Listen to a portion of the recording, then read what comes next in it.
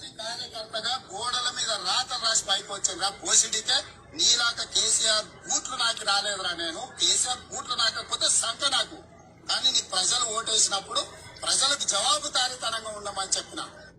నేను పార్టీ ఎక్కడ కామన్ ఉన్న దాంట్లో ఏం తీసుకుపోతారో ఏం చేయరో అది చూద్దాం. ఇక్కడ నాకు తెలిసి ఇప్పటివరకు అయితే ఆ అపెక్స్ కౌన్సిల్ ఏవేవైతే ఆ వాటర్ సెంట్రల్ వాటర్ బోర్డు సంబంధించి గోదావరి రివర్ మీద బోర్డు, కృష్ణా రివర్ మీద బోర్డు, ఇంకా చాలా ఈ అపెక్స్ కౌన్సిల్ ఇవన్నీ ఉన్నాయి కదా.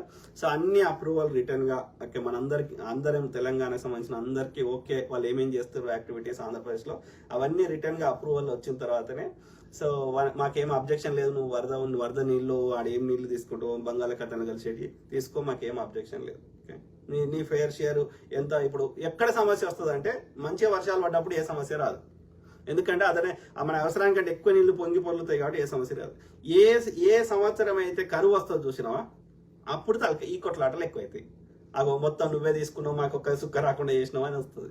సో ఆ సిచ్యువేషన్ రాకుండా ఉండడానికి సో ఎవరి వాటా ఏందనేది అప్పుడు యూజ్ అవుతుంది కరువు వచ్చినప్పుడు. మిగతా సమయంలో పెద్దగా వాల్యూ ఉండదు, ఎందుకంటే అన్ని మనం ఇక మన ఇంట్లో అది వాటర్ ట్యాంక్ కూడా వస్తే కుండలు చెంబులు అన్ని నింపుకున్నాక ఇక వాడి అదనంగా పోస్తా అన్న ఏం చేసుకుంటాం అర్థమైందా. సో ఈ రిజర్వాయర్లు చెరువులు కుంటలు అంటే గట్లనే వర్షం నీళ్ళు ఈ నీళ్ళు ఆ నీళ్ళు పడ్డప్పుడు దాచిపెట్టుకోవడం అన్నట్టు.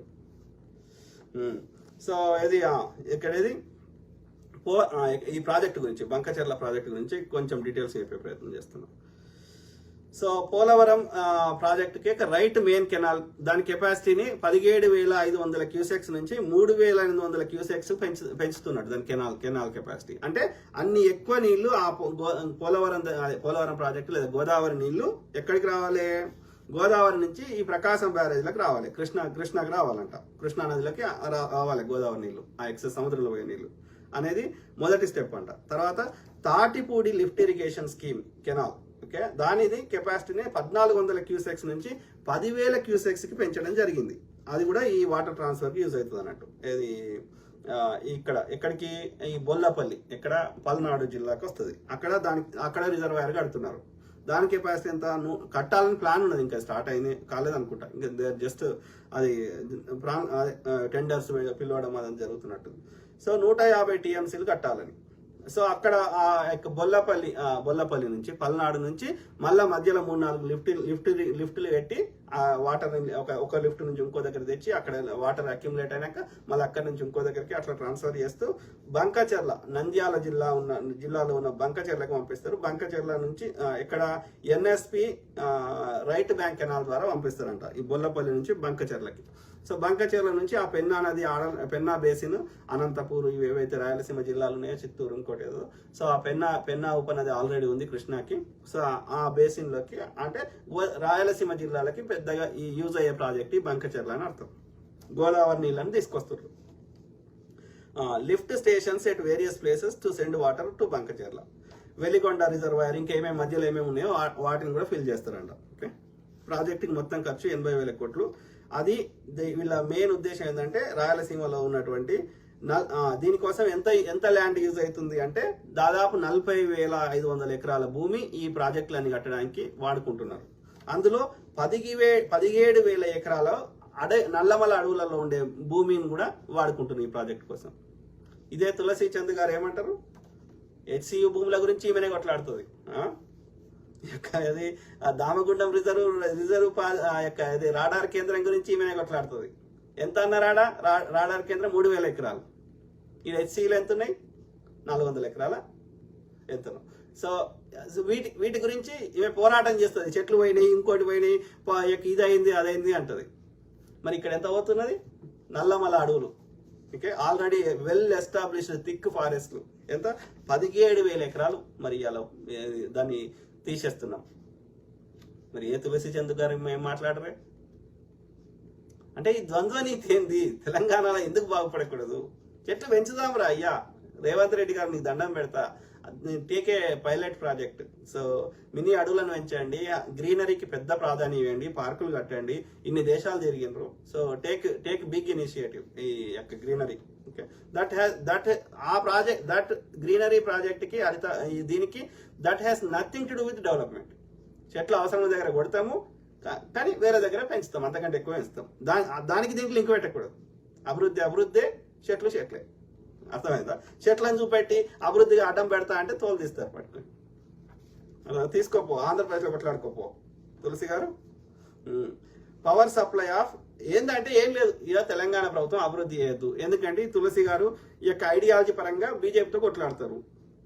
ఎందుకు కొట్లాడతారంటే వీళ్ళు కమ్యూనిస్ట్ లెఫ్ట్ భావజాలం ఉంది కాబట్టి, వీళ్ళ థాట్ ప్రాసెస్ కి కంప్లీట్ గా మనువాద ఐడియాలజీ నచ్చదు కాబట్టి I understand, I also fight.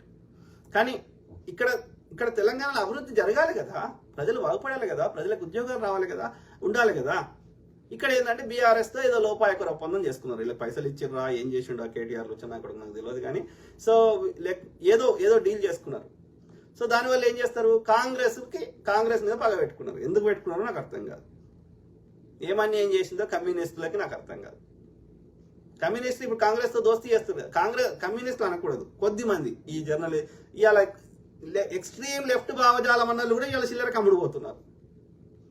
So వీళ్ళ కేటీఆర్ వాడు దోసుకున్న దానికి వీళ్ళకి చిల్లర ఇస్తుంది కాబట్టి వాళ్ళతో ఏదో లోపాయకర ఒప్పందం చేసుకున్నారు. ఈ మహువా మీడియా కానీ, లేకపోతే ఆమె సీనియర్ జర్నలిస్ట్. మళ్ళా బీఆర్ఎస్ మీద ఇప్పుడు నేను నిన్న ఒక పోస్ట్ పెట్టిన, ఫోన్ ట్యాపింగ్ మీద తులసి చంద్ గారు మాట్లాడతారు చూడండి,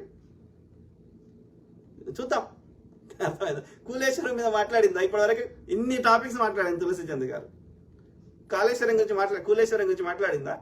అలా జరిగిన దోపిడీ గురించి మాట్లాడిందా?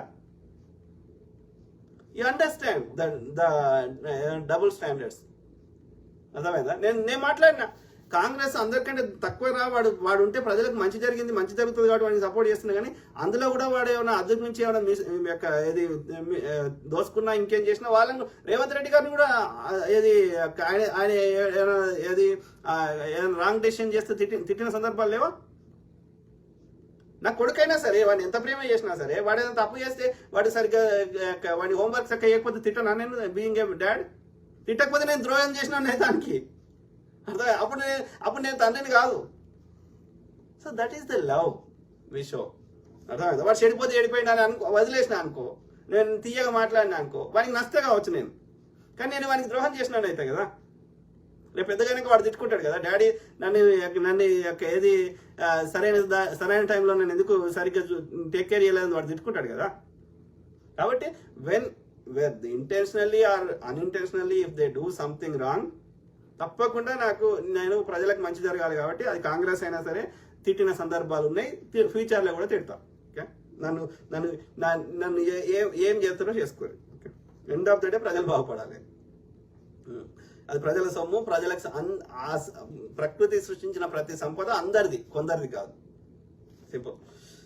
సో ఈ ప్రాజెక్ట్ మెయిన్ ఉద్దేశం ఏంటంటే తాగునీళ్ళు అంటే డ్రింకింగ్ వాటర్, ఎంత 80 లక్షల మందికి తాగునీరు, అట్లనే 7.5 లక్షల ఎకరాలకు ఈ యొక్క పంట భూమి. అంటే నా అంచనా నాకు అర్థమైన కాడికి ఆ ప్రాజెక్ట్ వాళ్ళు రాసిన దాన్ని బట్టి రాయలసీమ ప్రాంతాలకి ఎక్కువ డ్రౌట్ ఉన్నది, అక్కడ వర్షాలు ఎక్కువ పడాయి కాబట్టి రాయలసీమలో ఉన్నటువంటి ఈ జిల్లాలకి 80 లక్షల మందికి తాగునీళ్లు, 7.5 లక్షల రాయలసీమకు సంబంధించిన భూములకి ఈ యొక్క సాగునీరు కోసం ఈ ప్రాజెక్టులు డిజైన్ చేయబడ్డది అనేది వాళ్ళు రాసింది. ఓకే, అర్థమైందా?